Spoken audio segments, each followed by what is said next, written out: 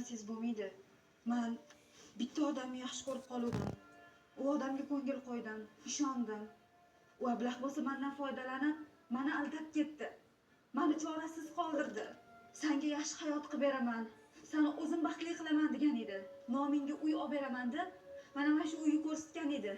Bu uyni kadastri chiqqanda ham seni nomingga o'tkazib beraman degan edi. Bilsam, bu uy kvartiraga olingan ekan, tog'a. Uni ustiga haydab yurgan mashinamni ham arendaga olib bergan ekan. Hozir shu uyga 2 oylik kvartira puli to'lanmagan. Uni ustiga haydab yurgan mashinamni ham arendasi to'lanmagan. Uyga egalari, mashinani egalari kelib, mendan pulni talab qilishyapti. Men hech qayerda ishlamasam, qo'limda bir so'm pul bo'lmasa, qattan qilib beraman, tog'a. Bu ablah meni katta qarzga tiqib ketdi, tog'a. Tog'a, iltimos, yordam bering. Men senga nima degandim, jiyan? O'sha vaqtda. Gapimga kirmading, aytganimni qilmading. Meni hayotimga aralashmang deding. Mana oxiri nima bilan tugadi? Guldek o'ylayni o'zing barbod qilding. Nima sen yerdan ajrashib, mazza qilib zo'r yashayman deb o'ylaganmiding? Yerdan ajrashganlarning hammasi zo'r yashayapti deb o'ylaysan. Yerdan ajrashib hech kim zo'r bu baxtli yashab ketgan joyi yo'q. Ering topganiga sabr qilib, qanoat qilib yashasang bo'lardi-yu. Qani menga aytchi, qaysi ayol ajrashib zo'r yashayotgan ekan? To'g'ri yashar, 1 yil yashar, 2 yil yashar. Baribir qarigandan keyin yer kerak bo'ladi. Sen internetda ersiz men baxtliman, zo'r yashayapman deganlarga ishondingmi? Hammasini hayoti yolg'on bu internetdagilar. Mana o'zing ham ko'rib turibsan. Boshingdan o'tdi shu kunlar. Yerdan ajrashgan ayolga hamma yaxshi gapiradi, yaxshi e'tibor beradi deb o'ylaysan. Hammasinin maqsadi sendan bir marta foydalanguncha. Foydalangandan keyin o'z-o'zidan kerak bo'lmaysan sen. Sen o'zingni arzon sotding. Qolaversa qadringni bilmading.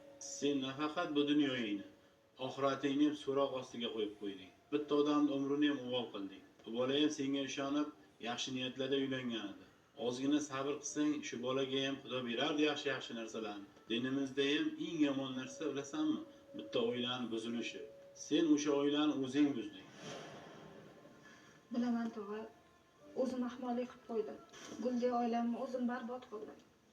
Erimni topganiga qanoat qilmadim, sabr qilmadim. Ahmoqlik qildim. Boshqa ayollarga o'xshab erimni duo qilib, ishlari yaxshi bo'lib ketsin ham demandim. Yolg'on hayotga aldandim.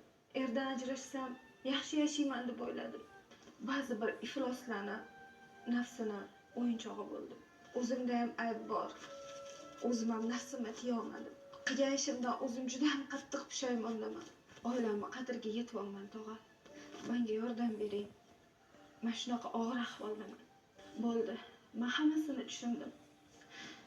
Ayol kishi ersiz yashash kerak emas ekan. Boshim tosh ketaydi. Hammasini tushundim. Erkakli uy fayzli, barokatli bo'ladi deb bekorga yetishmagan ekan. Xatoyini kech tushundingda, jiyan. Mayli, o'tgan ish o'tdi endi. Davay narsalarini yig'ishtir. Bugundan biz bilan yashaysan. Kvartira kim bilan oldi berdi bo'lsa o'zim yopaman. Lekin unutma, jiyan, ayol kishi ersiz yurmasligi kerak. Tenging chiqsa, turmushga beraman o'zim seni. Bunaqa yashash bo'lmaydi senga.